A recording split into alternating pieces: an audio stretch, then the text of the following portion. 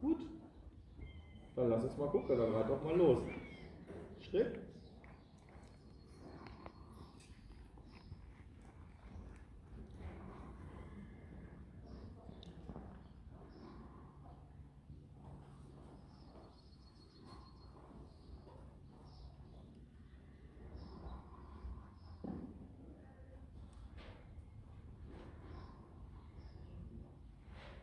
Mach mal ruhig eine 8 im Schritt.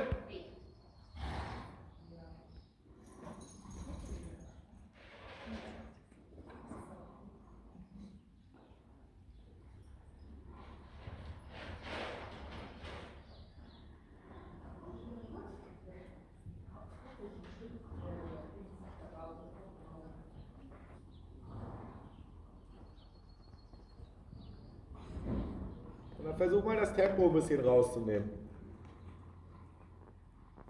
Ja, noch ein bisschen.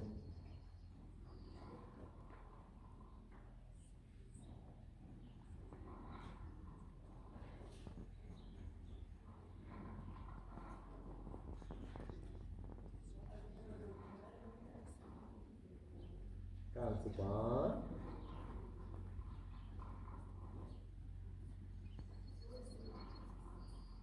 Und einmal Stopp.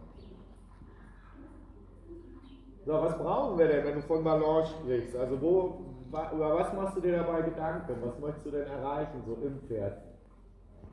Also was er können soll. Nee, was er, ist kein Test, ist nur so ein bisschen abklären, damit wir beide dieselbe Idee haben. Wie möchtest du denn, oder wie möchtest du ihn ausbalancieren? Was sollte er denn tun, um sich auszubalancieren mit dir da oben drauf? Oder was sollte in seinem Körper passieren? Hast du da eine Idee zu?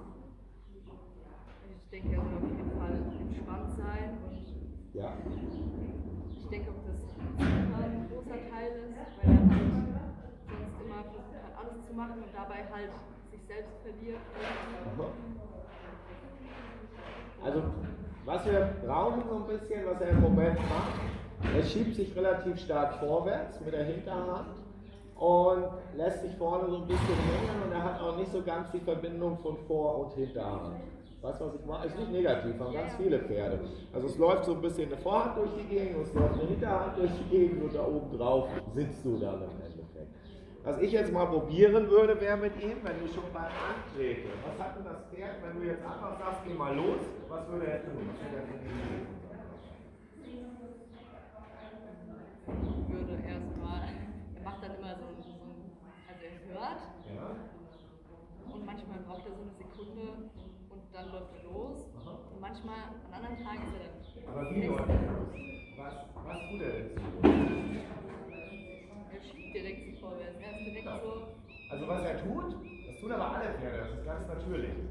Die stehen und wenn du jetzt sagst, geh mal los, dann siehst du, wenn du von außen guckst, die schieben so ein bisschen ihren Brustkorb nach vorne und an dem Punkt, wo sie praktisch in Anführungszeichen nach vorne umkippen würden, sagen sie, ah ja, okay, jetzt bewege ich meine Beine mit und laufe mal so ein bisschen mit. Das heißt, eigentlich läuft er die ganze Zeit seine eigene Balance ein bisschen hinterher. Die Schwierigkeit ist, ich habe es gerade eben kurz angesprochen, das Pferd hat halt kein Schlüsselbein, sondern das Pferd hat eine thorakale Muskelschlinge oder auch Rumpfträger genannt.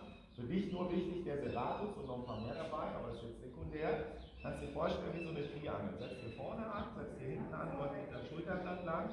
Und das kannst du dir vorstellen wie so ein starkes Gummiband und da hängt dieser ganze Brustkorb mit dem Sattel und dir oben drauf. So, wenn das Pferd jetzt einfach lustig grasend durch die Natur läuft, dann kann das hängen lassen, kann durch die Gegend laufen, kann ein bisschen grasen oder ähnliches. Ist gar kein Problem. Die einzige Situation, wo das Pferd in der Natur tatsächlich eigentlich das macht, was wir von ihm möchten beim Reiten, ist entweder das Fohlen, hast du das schon mal gesehen, so durch die Gegend, oder der Hengst im Imponiergraben. Das heißt, der kommt richtig hoch, der kann passagieren, piaffieren oder ähnliches. Die Schwierigkeit dabei ist, der Hengst im Imponiergehabe hat nicht das, was du als ersten Punkt gerade angesprochen hast. Genau.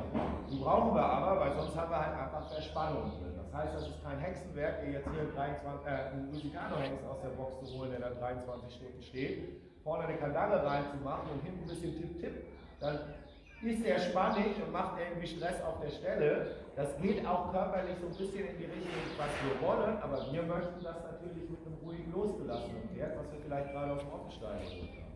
Das heißt, wir müssen dem Pferd jetzt erklären, eigentlich schon, bevor es antritt, mach mal bitte nicht das, lass dich fallen, sondern bevor du antrittst, mach mal erstmal das. Also hebe dich so ein bisschen vorne im Vorderbein. Und wenn wir dann anreiten, wäre es optimal, dass wir beim Anreiten versuchen, diese Haltung zu behalten und nicht im ersten Schritt schon sagen, oh, der lässt sich schon wieder nach vorne fallen. Das heißt, wenn du jetzt antrittst, ich würde mal die Zügel aufnehmen. Jetzt hat er natürlich auch nicht den allerlängsten Hals. Macht es nicht einfacher in der Ausbildung, aber spannender, ist ja nicht verkehrt. Genau. So, jetzt hat er ja Kopf-Halsmäßig, Genickposition ist ja jetzt alles schon mal gar nicht ganz verkehrt. Jetzt hat er hier natürlich noch so ein bisschen eine konkave Idee, die würde aber weggehen, wenn er sich hier dann auch noch ein bisschen, ja, merkst du? Du möchtest also eigentlich, dass sich der Sattel im vorderen Bereich ein bisschen hebt. Er soll nicht hinten hochkommen, sondern er soll nicht hier vorne. Jetzt machst du dich mal ganz groß und gibst ihm von deiner Idee schon mal mit, was du von ihm möchtest. Das heißt, du richtest dich nicht nach hinten ziehen, die Hände eher 2 cm heben, immer aufwärts die Parade in der Zentrum. So, und jetzt nimmst du die Beine ganz weich an und versuchst ihn zu rahmen, sodass dir nicht die Schulter irgendwo hindrückt, die Hinterhand irgendwo hindrückt, sondern dass er gerade bleibt unter deinem Sitz, du sitzt mittig.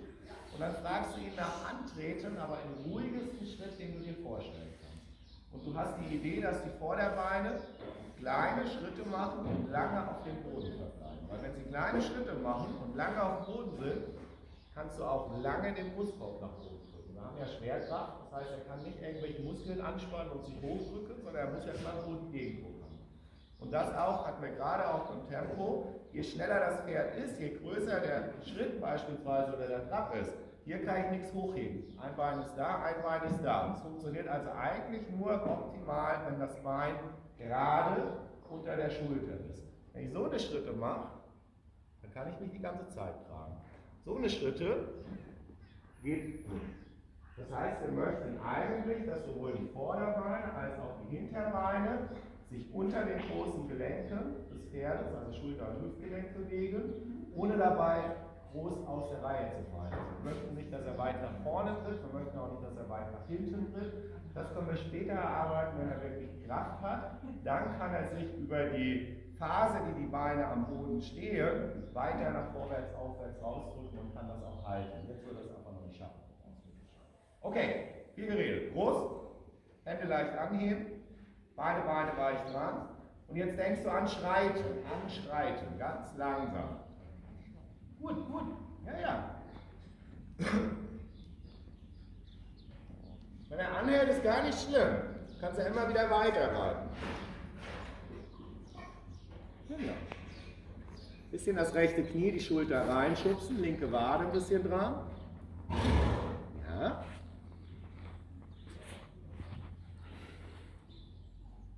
Gut, gerader Hals. Und hältst ihn an und lobst ihn. Also wir haben in der Reiterei 2 Prinzipien. Die eine Prinzip ist das moderne Ausbildungsprinzip in der Dressur. Balance, Ausbewegung. Die Pferde werden nach vorne gekachelt, vorne festgehalten, hinten nachgetrieben und dann soll sich ein positiver Spannungsbogen aufbauen. Das ist bestätigt, dass das nicht funktioniert durch die Leute, die es ausführen. Wenn die FN vor 3 Jahren in der Leistungsprüfungsordnung die Piaffe so abändert, dass die Hinterhand höher ist als die Vorhand und das Vorderbein rückständig, dass das eine korrekte Piaffe ist, dann bestätigt es, dass dieses Prinzip leider nicht funktioniert. Das zweite Prinzip ist Balance, Vorbewegung. Und das machst du gerade. Du machst dich wieder groß, aufrichten, Pferd aufnehmen, anschreiten. Das heißt, du versuchst die Balance in die Bewegung mitzunehmen. Reit ruhig los. Und nur so viel vorwärts zu erlauben oder rauszureiten, wie du merkst, das Pferd kann sich tragen. Wenn der anfängt zu schwanken, bist du an einem guten Punkt. Weil du reduzierst im Endeffekt natürlich auch seine Unterstützungsfläche. Jetzt legst du die Waden ein bisschen zurück. Und deine Waden sind dafür da, seine Gruppe auf der Spur zu halten. Die sind nicht treibend und auch nicht pressend, sondern das sind wie 2 so griechische Säulen in der Akropolis. Die liegen da. Und du möchtest, dass er sich dazwischen einsortiert. So eine Säule fällt auch nicht um. Machst eine Ecke nach links, drehst dich. Gut. Gut. Gut. Und jetzt merkst du, dass er immer so mit Bobbes ein bisschen links und rechts schwankt, oder? Das ist normal, weil das, was wir ihn gerade fragen, ist so sozusagen die schwierigste Variante. Das ist im Endeffekt laterales Ausweichen, was er da macht. Das ist ja nichts Problematisches. Versuch es nicht zu korrigieren mit treibenden Hilfen, sondern lass die Waden locker dran liegen und sag, ich möchte gerne, dass du dich dazwischen einspurst. Weil wenn du die Gruppe, wenn die nach links kommt und du schubst ihn mit dem linken Schenkel, dann geht er halt nach rechts. Ne? Sondern er muss ein bisschen seine Mitte finden. Wieder ruhiger. Beide Waden ein bisschen zurück.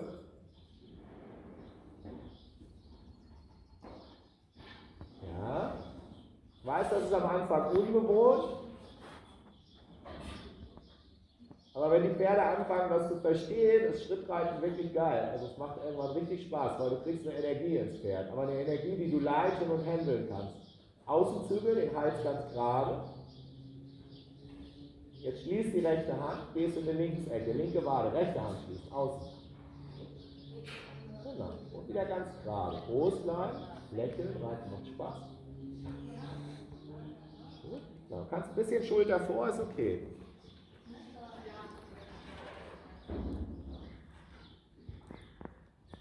Ja.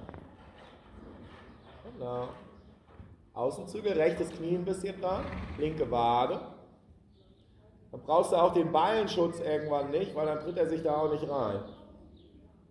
Langsamer, kleine Aufwärtsparade, in dem Moment nichts mit dem Bein machen. Und die Gruppe an die Wand, linke Wade ein bisschen zurück, lass sie nicht ins Gruppe hereinkommen. Linke Schulter auch ein bisschen zurück, deine. Aufwärtsparade. Hände ein bisschen anheben, höher, das geht, ja, brav. Gut. Gut, und jetzt lässt ihn lang, Mittelschritt, lobst ihn, Zügel lang.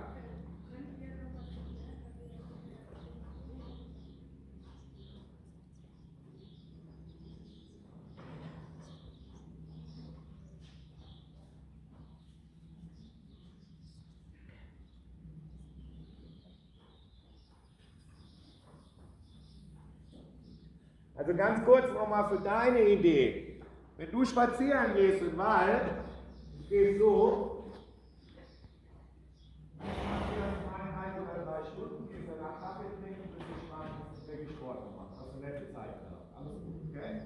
Wenn du sagst, ich möchte in meiner Balance arbeiten, ich möchte Kraft aufbauen, und du gehst mal so durch den Wald, dann machst du das 3 Minuten und danach sagst du, um Gottes Willen, das ist aber anstrengend, ich möchte jetzt wieder was anderes machen, auch isotonische Geburtslöcher. Ähnlich ist es beim Pferd. Sieht nicht spektakulär aus, ist aber hocheffektiv. Und es ist auch gut vergleichbar, sage ich immer ganz gerne, kennst du Kung Fu? Ja? Das sind die Jungs, die ganz schnell Brettchen zerschlagen. Kennst du Tai Chi? Das sind die im Park stehen und machen genau dieselbe Bewegung, aber ganz lang. Das heißt, bevor die Jungs die Brettchen zerschlagen beim Kung Fu, müssen die erstmal 10 Jahre oder keine Ahnung, je nach Talent, diese langsamen Bewegungen im Tai Chi üben. Und wenn die da perfekt sind und alles ist super und die sind so gelenkig und ausbalanciert, dann fangen die irgendwann an und machen den ganzen Kram ganz schnell. Und beim Pferd ist es ähnlich. Wir können nicht gleich anfangen schnell zu machen, sondern wir müssen erstmal den Körper so bearbeiten, im ruhigen Tempo, dass er das leisten kann. Und dann können wir dann sagen, okay, jetzt können wir auch schneller rein. Das ist ja gar kein Thema. Aber dann kriegen wir ein kadenzierteres Vorwärts. Weil wenn du den jetzt zum Beispiel trabst und du lässt ihn so laufen, wie du willst, kannst du den dann, wie er will, kannst du ihn sitzen. Wie fühlt es sich an? Eher so Kopf.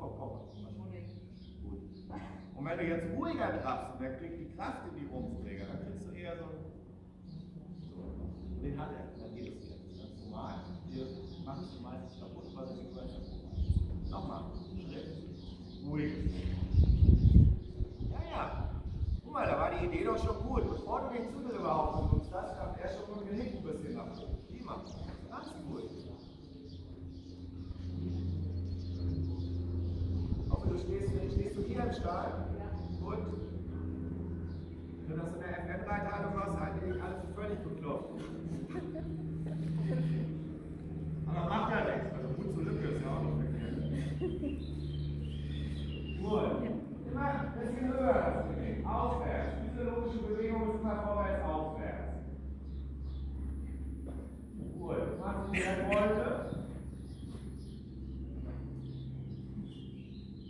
Hals gerade, schubst die Schultern im äußeren Zügel und äußeren Knie. Ja, gut. Gut.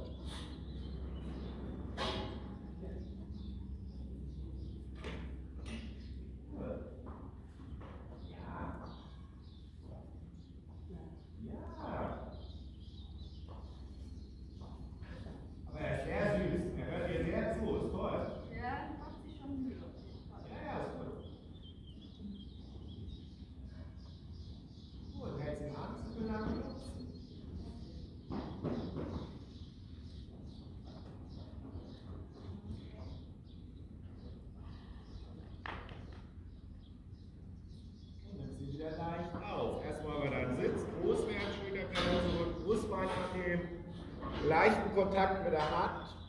Die Hand rahmt auch, also die macht auch nicht viel, die steht im Endeffekt. Das heißt, wenn er nachgibt, kommt der Zügel zum Durchhängen. Da ziehen wir bitte nicht nach. Und wir versuchen an der Hand möglichst wenig bis nichts zu tun. Gut, gut.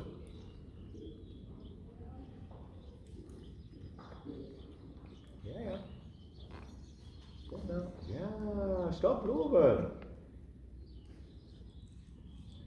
Meiner Junge. Ich glaube, dass es natürlich schon anstrengend ist, weil es sehr viel Neues ist halt. Das hier ist geistig anstrengend und das ist körperlich anstrengender, als wenn du hier 20 Minuten Leichtrahmen links, rechts durch die Bahn schrubbelst. Das ist total anstrengend jetzt, aber wenn er gelernt hat, wie es funktioniert und die Kraft dazu entwickelt hat, dann versetzt ihn das in die Lage, nachher sehr energiesparend und sehr gesund mit viel Tragkraft auf dich durch die Weltgeschichte zu tragen. Weil das ist im Endeffekt die Idee. Wir wollen die Pferde dazu bringen. Das Pferd ist ja sehr genial gebaut. Das Pferd ist in der Lage, über seine Faszien und Sehnen Energie zu speichern und dann wieder zu entlassen. Ist gut vergleichbar beispielsweise mit einem Känguru. Das Känguru hat zwar dicke Oberschenkel, aber aus dieser Muskulatur könnte es nicht so lange und so hoch hüpfen. Das heißt, in dem Moment, in dem du praktisch auf den Boden das Bein, wo das Bein auffedert auf dem Boden, speichert es Energie und dann möchtest du, dass es die Energie über Sehnen und Faszien wieder nach oben in diese Federkraft irgendwann entlässt. Ohne dass er da viel Muskelarbeit für verrichtet. Das ist der Plan, weil die Muskeln werden relativ schnell müde. Faszien können nicht müde werden, die können nur austrocknen, wenn der Sattel drückt oder ähnliches. Und das Pferd ist ja von sich aus schon so geil gebaut, dass es im Endeffekt ja locker hier durchs freie Gelände, wenn es irgendwo hier in den Bergen im Odenwald lebt, mal 20 Minuten, eine halbe Stunde durchgraben kann mit seiner Herde, ohne dass es dabei wirklich ermüdet. Weil es muss ja nach der halben Stunde immer noch in der Lage sein, wenn das Rudel Wölfe aus dem Busch kommt, zu sagen, okay, ich bin fit genug, um noch wegzurennen. Und in diese Geschichte wollen wir rein. Wir wollen beim Reiten ja nicht das Pferd dazu bringen, dass es nach 5 Minuten platt ist, sondern ihm erklären, wie es sich möglichst ermüdungsfrei mit uns gesund bewegen kann. Wieder aufnehmen, Sitz, Hände so lassen, nur ein bisschen schließen und antreten.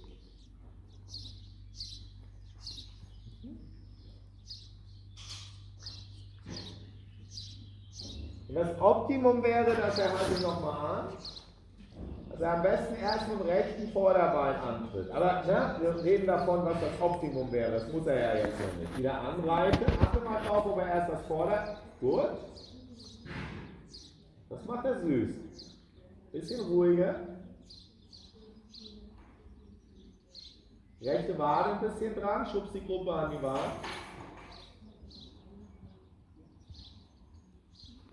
Ruhiger. Noch langsamer. Gruppe raushalten.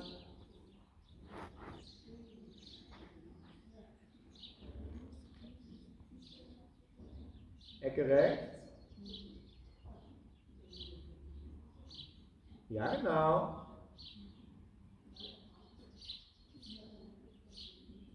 Gut. Und wieder Stopp.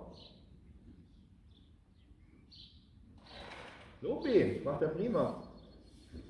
Und dann kannst du den auch immer mal beobachten, so wie der jetzt steht, steht er ein ganzes Stück rückständig in der Vorhand. Das heißt, wenn du eine gute Arbeit machst über die nächsten 2 Jahre mit ihm, solltest du irgendwann feststellen, dass das Vorderbein gerade, also vertikaler unter der Schulter steht und dass er nicht so rückständig steht. Ist ja nicht schlimm, machen ja auch viele Pferde, aber das heißt ja im Endeffekt, wenn er mit der Vorhand rückständig steht, dass er eigentlich schon die ganze Zeit so ein bisschen in den Seilen hängt. Ne? Das möchtest du auf Dauer natürlich wegkriegen. Reizt du wieder an. Groß werden. Ja, gut. Gut, stopp, Lobe. Hast du gemerkt, bevor du losgeritten bist, dass er sich schon so ein bisschen, ja? Gut, das ist wichtig, dass du das merkst. Gleich nochmal.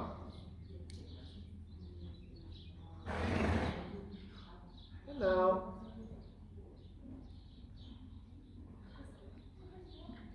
Rechte Wade ein bisschen, dass die Gruppe nicht reinkommt. Ja, rechte Schulter leicht zurück und dann reizt eine Ecke an der Bande. Gerader Hals, rechtes Bein. Gruppe rausschubsen. Gruppe an die Wand. Ja. Ja. Noch ruhiger. Schreite.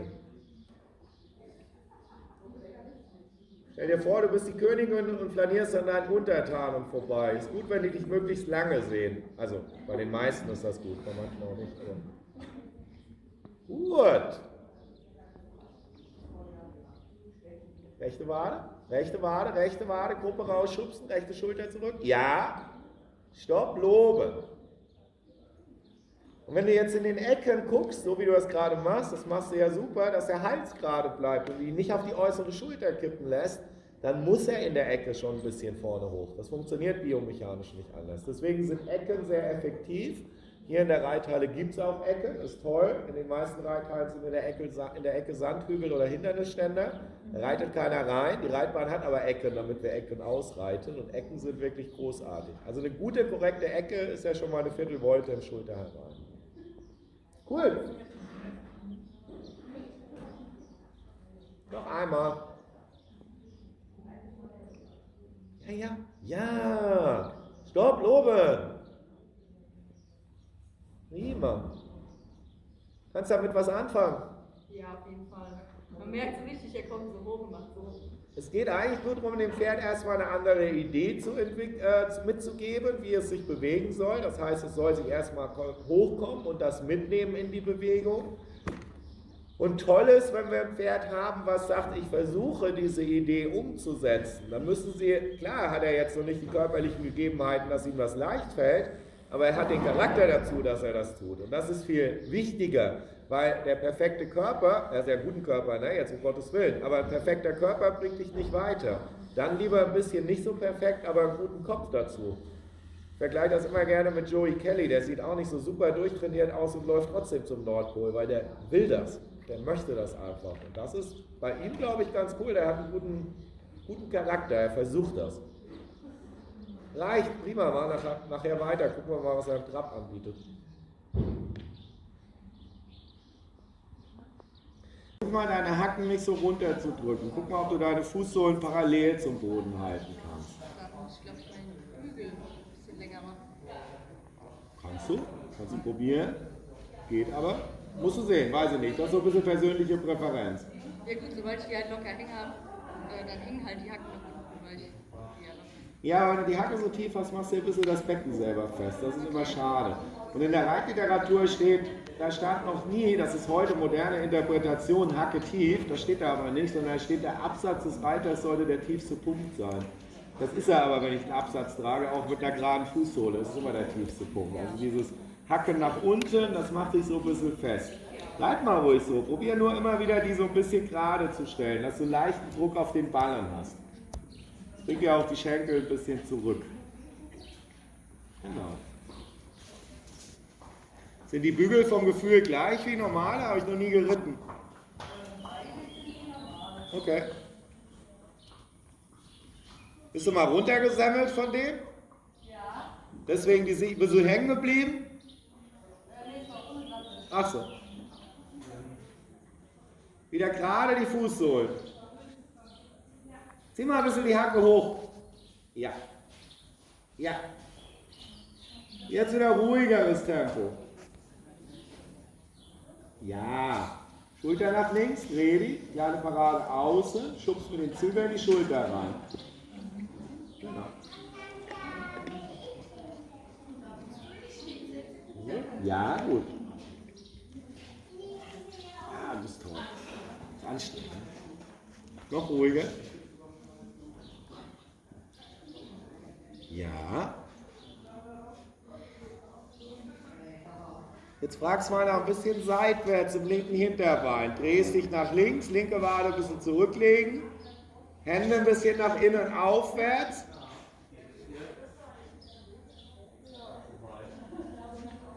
Genau, ja. Und jetzt willst du die Gruppe ein bisschen raushalten und die Schulter mehr reinschubsen. Dreh dich mehr am Oberkörper. Genau, gut. Also wenn er dir so auf die äußere Schulter drückt und über den äußeren Zügel rausläuft und du kommst da nicht durch, versuch's erstmal mit der inneren Gerte innerer Wade. Wenn er es dann immer noch nicht lässt, dann müssen wir einen neuen Plan entwickeln. Immer wieder außen so ein bisschen die Hand aufwärts spielen lassen, rechter Zügel. Jetzt, versuch nur locker zu sitzen, versuch dich nicht extrem reinzusetzen mittig oder innen, sondern ganz weich. Deine linke Schulter ein bisschen zurück, die geht gerade vor. Ja, ja. Ja. Gut. Bisschen höher im Genick. Genau. Genau. Und dann darfst du immer wieder die Hand ein bisschen vor oder runter geben. Er soll ja da bleiben, ohne dass wir ihn da halten müssen. Gut. Ganz doll oben gerade werden lassen. Genau das wollten wir. Gleich nochmal seitwärts.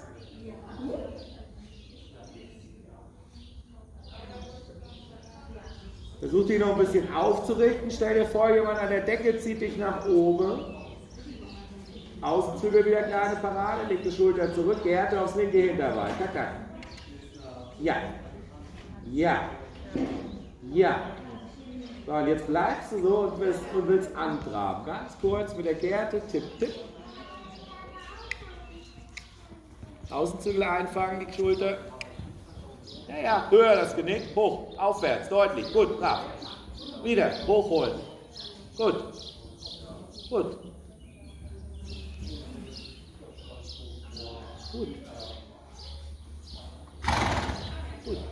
Gut. Gut, mach mal weiter.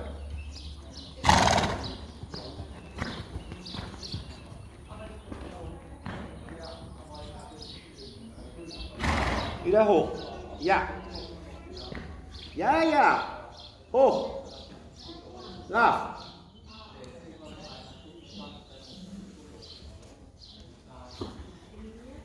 Ja. Und lächeln.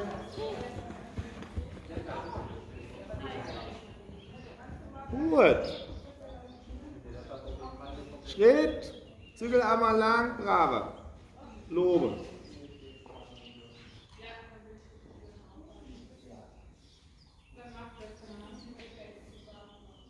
Einmal Handwechsel.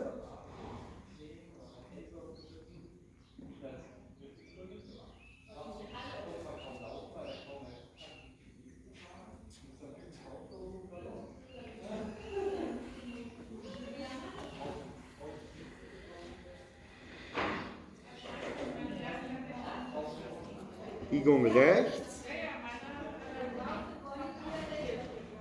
Genau.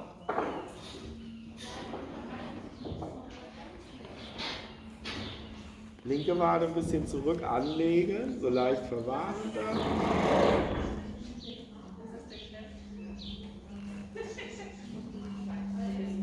Versuch mal auf der Achtecklinie zu bleiben.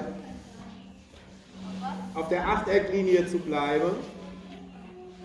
Kannst immer die kleinen Ecken mitnehmen, das ist gut. Ruhiger. Noch ruhiger.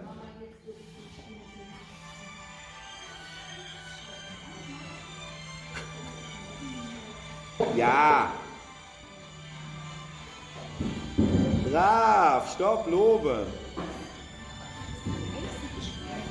Gisela, welche Serie ist denn das?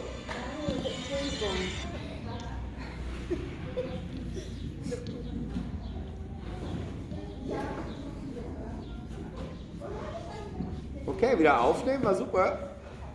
Ganz ruhiger Schritt. Ja. Und wenn du ein gutes Gefühl hast, in dem ganz langsamen Schritt, und du hast das Gefühl, deine Fußsohlen wieder ein bisschen gerade, Er fängt an mehr zu tragen, er hebt sich ein bisschen, das wird schreitend.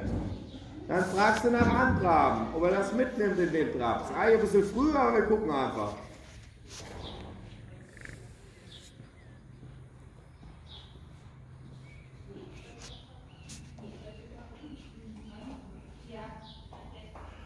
Ja?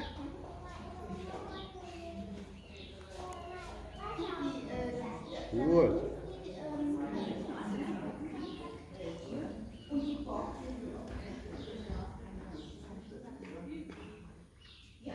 Genau. Heb die Hände im Antraben ein bisschen an. Auch wenn er über den Zügel kommt, ist nicht schlimm. Besser als dass er nach unten pusht. Ja. Groß bleiben, Blick nach oben, Kinn anheben, Schulter ein bisschen zurück. Ja. Ja. Trab.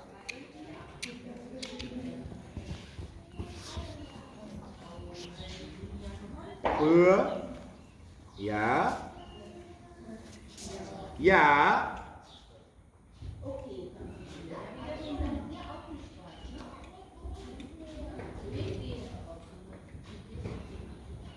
Und Stopp.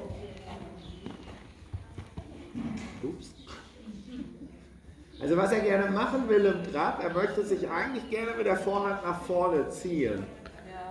Also er nimmt seine Hinterhandenergie gar nicht nach vorne mit durch, wirklich, sondern er zieht eigentlich mit Vorderbein und lässt sich hinten so ein bisschen weiterlaufen. Wenn du ihn aber so wie jetzt gerade reitest, dass du immer wieder sagst, er soll sich ein bisschen höher einstellen vorne, dann kann er auch mit seiner Vorhand wieder mehr federn und kann seine Hinterhandenergie wieder mehr nach vorne lassen. Also er macht das gut. Er muss die Idee natürlich noch mehr mitnehmen, aber er macht sehr schöne Ansätze. Das ist prima, mach gleich nochmal. Aber ich will auch schon nicht mehr so viel machen wie vorhin. Bitte? Ich will schon nicht mehr so viel machen wie vorhin. Er bringt schon selbst viel wie mit seinen Eltern, die er vorhin gemacht. Ja. Und das kann ich jetzt wieder aufnehmen. Darum geht's. Deswegen reite ich auch oft nur 10 Minuten, Viertelstunde, weil wenn die Pferde das verstanden haben und die Idee mitkriegen, gerade im Bereich der Schulung, ne, reicht das ja ganz oft. Ja.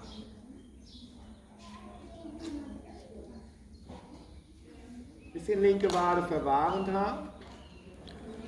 Ja, und jetzt die Nase minimal nach rechts. Ja, ja, trau dich. Gut, gut.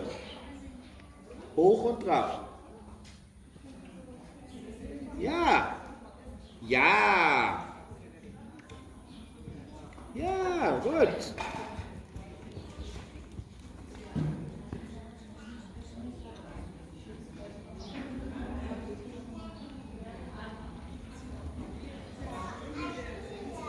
Bisschen ruhiger. Taste dich ran. Wenn er durchpariert den Schritt, ist ja nicht schlimm. Kurz Gerte wieder antraben. Taste dich an den ruhigsten, langsamsten Trab ran, den du hinkriegst mit ihm.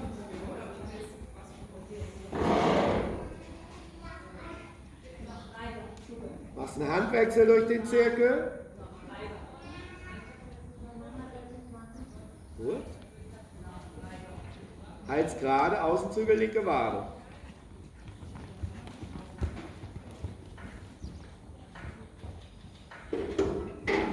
Genau. Hoch. Ja. Ja. Schritt, Stopp.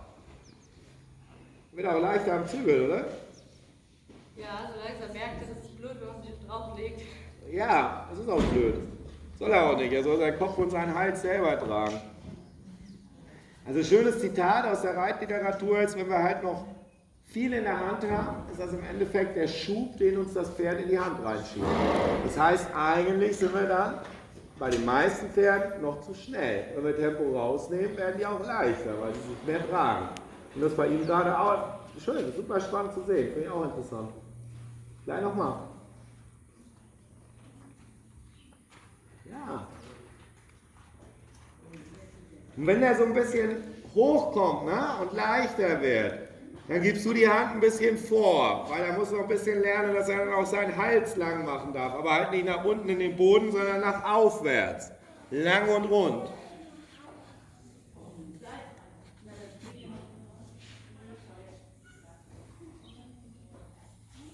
Darfst noch ein bisschen zurück in den Schultern? Ja.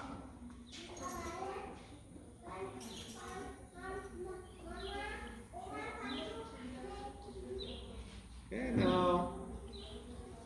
Auch für dich ist der Kevin noch da. Ah, den findest du nicht gut, ne? Was? Kevin Costner ist nicht so deins wahrscheinlich. Nee. Egal, der ist trotzdem für dich da.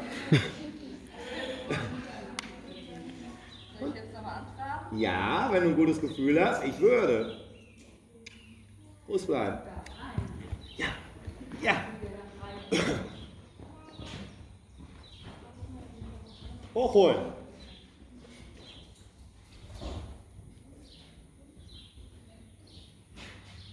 Gut. Außen, nur den Außenzügel annehmen. Gib mal die Aufwärtsparade nur außen, wenn er tief geht. Ja, ja.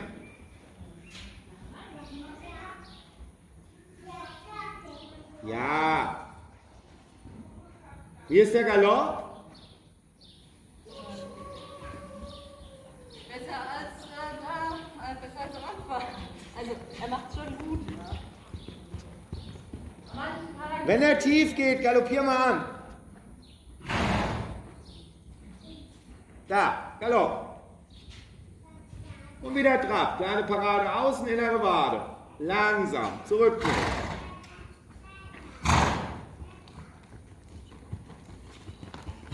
Ruhiger.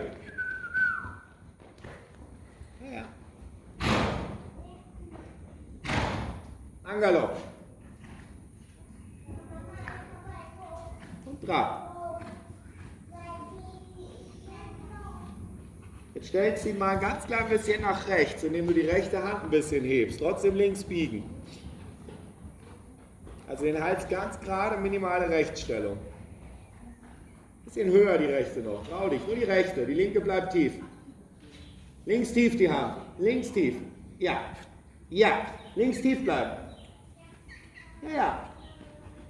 Ja. Lass die oben, die rechte.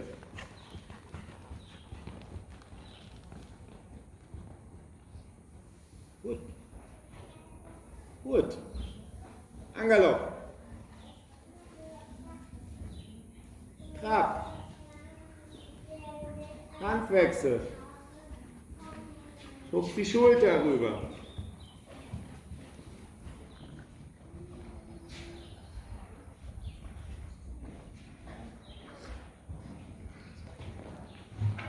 Ja.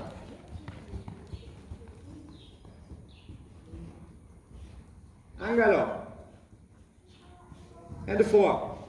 Im Galopp willst du nur das Genick hoch, aber loslassen. Gut. Und wieder Trab.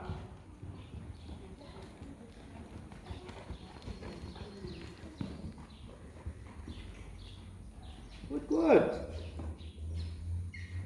Nochmal, angaloppieren. Hände hoch vor.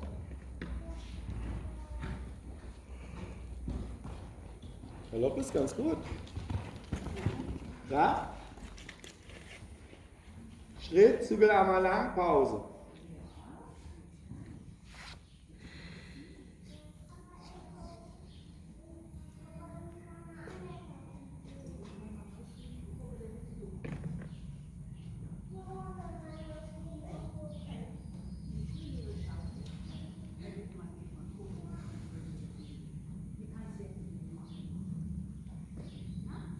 Okay, ganze Bahn, linke Hand.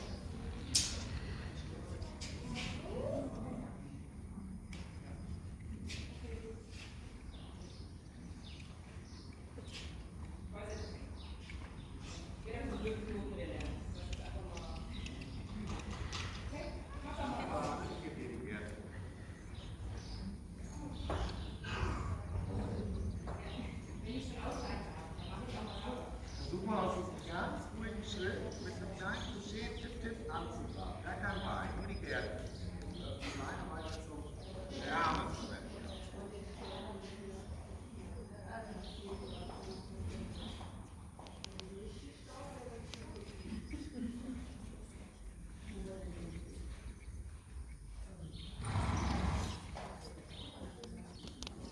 Gruppe raus. Kein Gruppe rein. Rechter Zügel. Ja. Ja.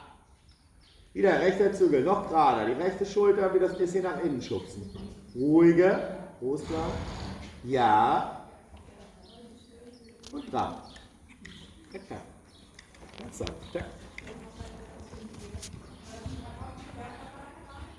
Ja, ja, ja. Und Schritt und Zügel lang. Loben.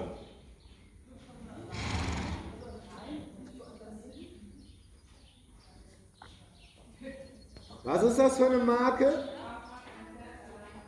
Weidemischung. Aus? Also fast wie belgisches Wabenmix. Okay. Aber, also Norweger ist schon drin, denke ich. Einfach wegen der Farbe. Ich glaube, da ist irgendwas Gängiges drin. Wieder ein bisschen die rechte Hand anheben, ganz leicht. Ja, weich, sanft. Und antraben, ohne Gerte, denk an Traben. 1, 2. Ja, ja, ja. Hoch. Hoch, höher, höher, höher. Gut, ja, da. Wieder, hoch und dann weich. Ja, und nochmal. Ja, gut. Gut. Schritt, Stopp, Pause.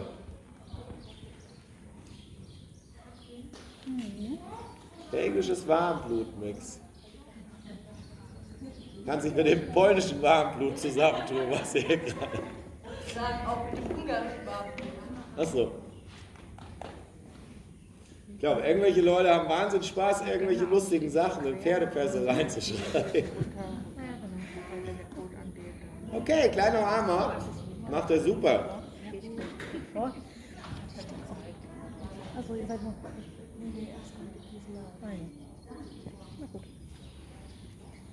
Ja, Beine ein bisschen zurück, kleine Waden und die Fußsohlen wieder ein bisschen paralleler zum Boden. Ja, Prost, Trab. Denk aufwärts, du willst die Treppe hochtraben. Ja. Nicht schlimm, kleine Aufwärtsparade. Außenzügel vor allem. Gut. Gut.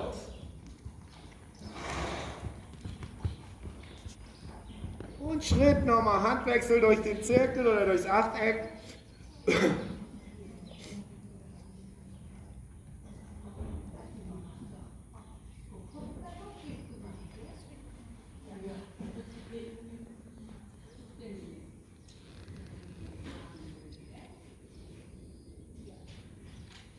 Genau.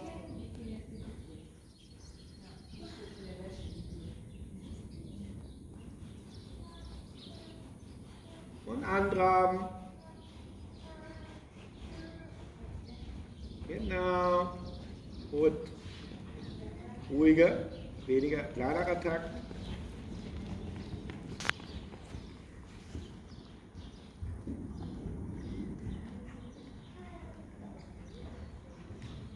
Genau. Heb ihn an. Trau dich. Ja, da soll er hin. Und stopp. Loben, brav.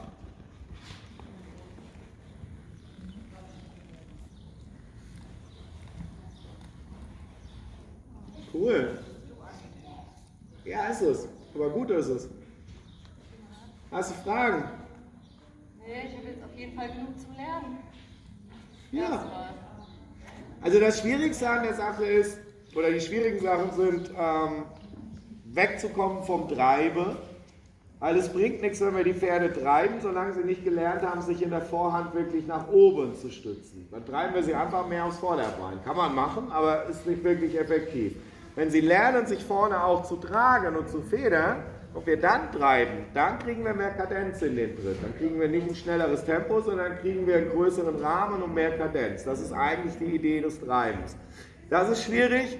Und die zweite Schwierigkeit ist, sich mit den Hilfen einfach zurückzunehmen. Dass man nicht immer korrigierend wirkt, sondern dass man sagt, ich mache genau das, was ich möchte, solange man das sicherstellen kann. Das heißt, man gibt einen Rahmen vor und dann wirklich abzuwarten, bis das Pferd sich in diesen Rahmen einfindet. Weil ansonsten, wenn wir immer, weißt du, die kommen mit der Gruppe rein, dann schicken wir die Gruppe, dann kommt die Gruppe wieder raus. Und dann werden die immer Bong, Schulter links, rechts. Und wenn wir da bleiben und wir sagen einfach ganz klar, hier ist unser Rahmen, dann finden die sich irgendwann ein. Ich vergleiche das immer gerne mit dem Hund, der an der Leine zieht. Wenn wir da immer gegenziehen, dann zieht er in 2 Jahren immer noch. Wenn wir den an eine Eiche binden, ist er in 20 Minuten fertig mitziehen. Weil die Eiche zieht nicht gegen. So, er merkt halt, irgendwann ist doof, passiert gar nichts, lohnt sich nicht, meistens. Stell ich mir so vor. Und hört auf zu ziehen. So die Idee dahinter. Cool, reicht, hat er toll gemacht. Klasse. Gut. Wenn du den so weiterreißt, ja, wird schick. Ja, ich meine, der macht das jetzt schon. Finde ich.